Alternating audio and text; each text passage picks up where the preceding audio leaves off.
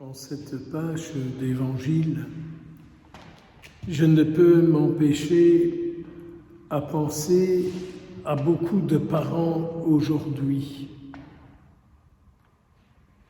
qui voient dans leurs enfants toutes sortes de faux dieux qui les possèdent, dépendant des réseaux sociaux, dépendant de la drogue, dépendant de l'argent, des sexualités tordues, peu importe, et combien d'autres choses que des parents voient qui sont dans leurs enfants et qu'ils aimeraient bien que leur enfant soit délivré.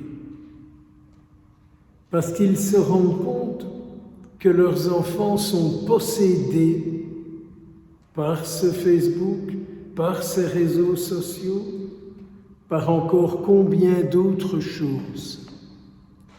Et que les parents disent, il n'y a plus de place en elle, en lui, que par ça. Il est toujours connecté à quelque chose qui le met dans la dépendance et qui le détruit.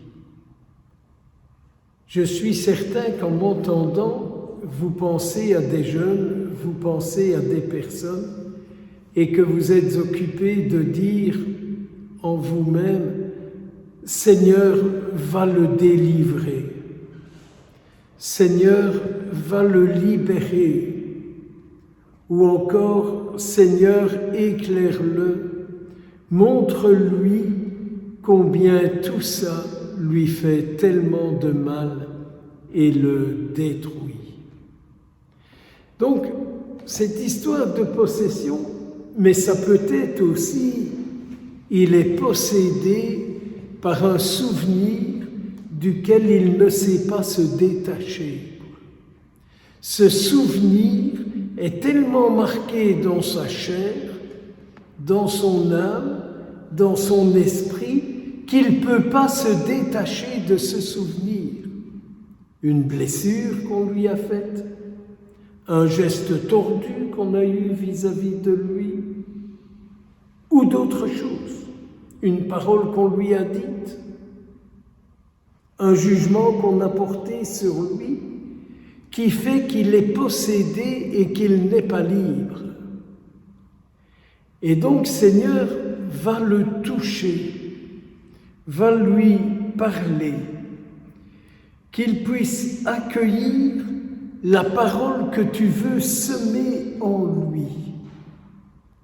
Peut-être aussi que nous sommes occupés de dire, Seigneur, fais de moi le semeur de ta bonne nouvelle, pour lui, pour elle et pour d'autres encore.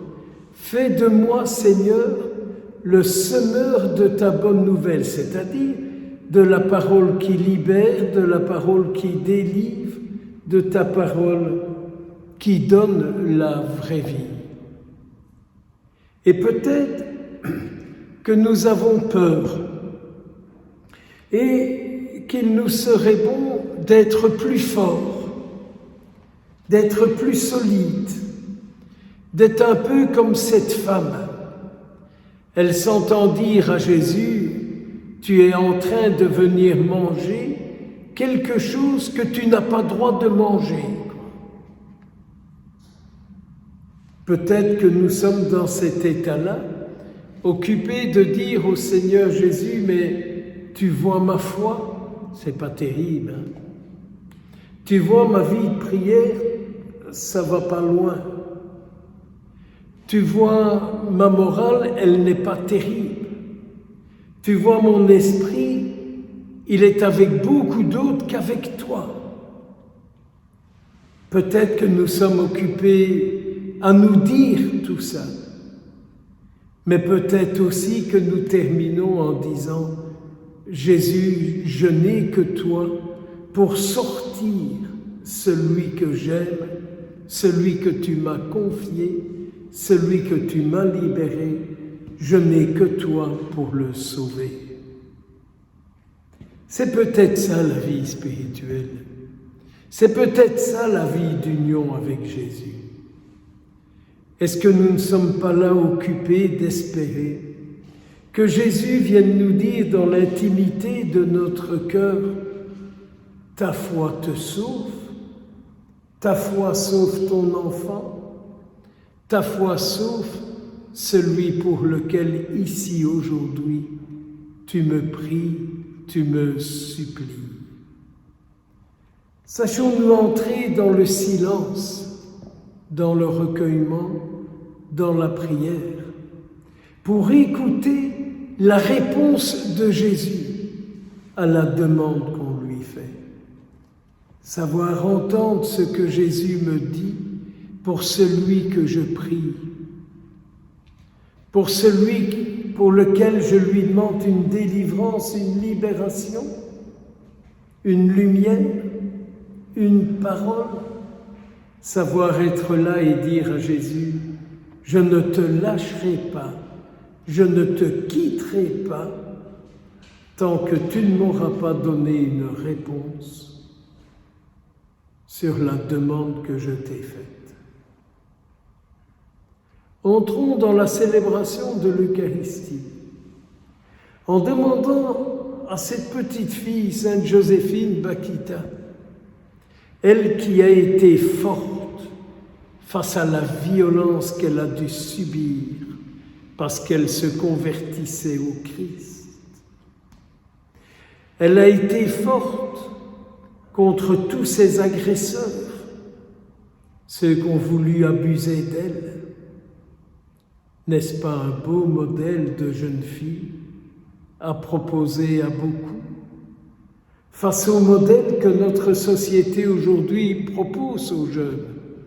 Il propose des athlètes, il propose des chanteurs, il propose des joueurs de foot, il propose beaucoup de choses, mais jamais un modèle de sainteté et d'union qui peut donner la vie.